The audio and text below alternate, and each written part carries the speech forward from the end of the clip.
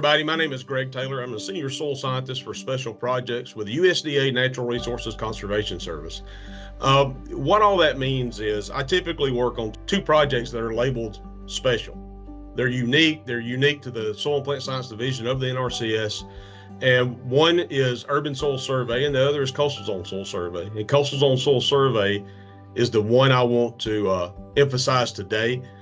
What happens, or what makes Coastal Zone unique, is throughout the history of the soil survey, people wanted an inventory of the soil resources of the United States. With so much dependent on a country's ability to feed its own people, but also agriculture being a very important exported commodity, we feed the world out of the United States. And so our charge originally was to go out and map all the ag land, all the agricultural land, where corn is grown, where beans and everything else that feeds the world, where does that come from? So they wanted to know, well, what kind of soil do we have there?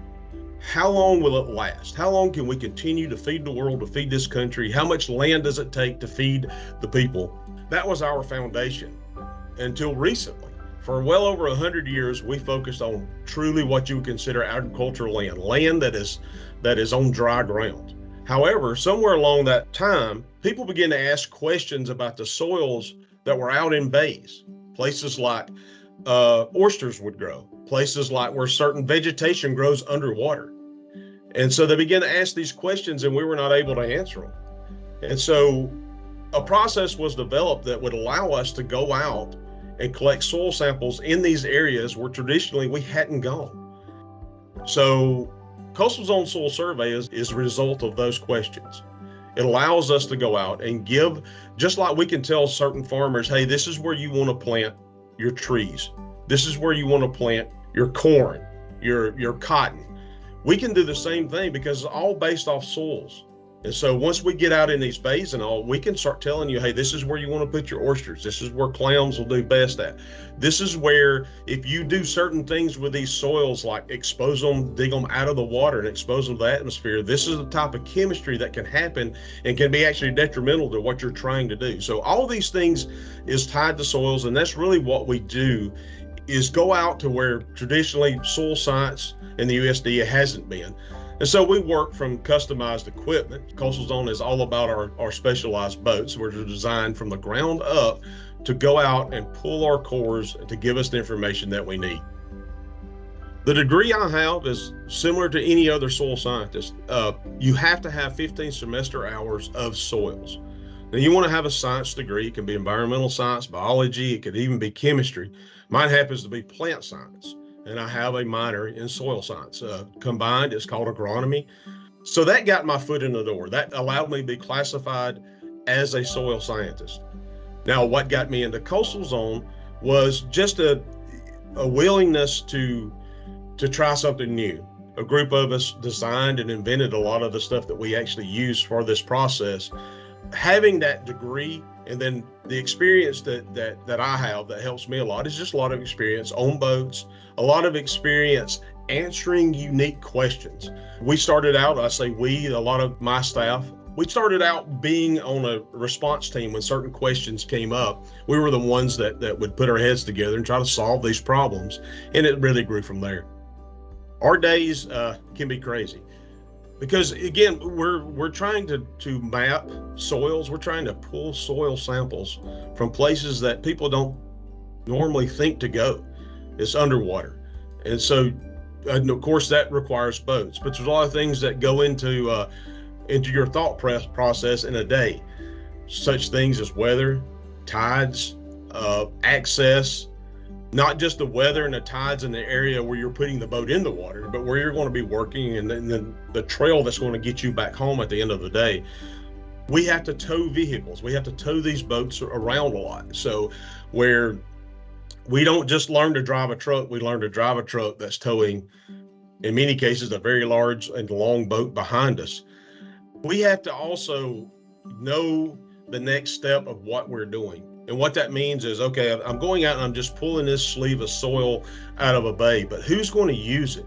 What are they going to use it for? So what's very important for me to capture in this soil core, this soil tube, so that when I leave here, I don't have to come back. but I'm going to be just the data I collect will be useful for the people that are requesting it.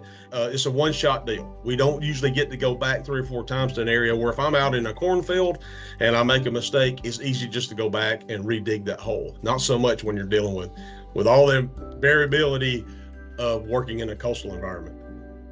The best thing about my job, and the reason I really love it, is it requires a brief background into who I am and where I'm from. I grew up in a part of Georgia where everybody's future was going to be working in a mill.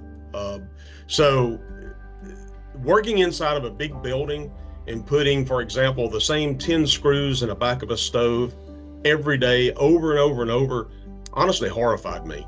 I grew up on a farm. I grew up loving the outdoors. The biggest struggles I probably had going to school was staring out the window, wanting to be out there and not in a building.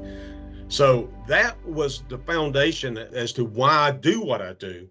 But then what I enjoy about it is I get to work out there. I have the best office on earth, and it's not this building I'm sitting in right now.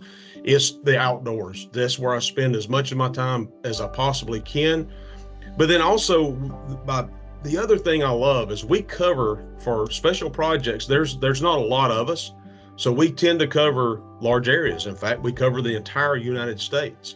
So I'm never in the same place twice.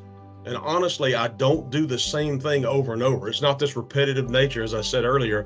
I am usually going out, doing something a little bit different, trying to solve problems and trying to give our customers what they ask for. The biggest challenge associated with my job, honestly, was convincing others that it was needed. There's very few people that's asking or trying to answer the questions that's being asked in our bays and our sounds and certain rivers and our tidal areas and so on and so forth.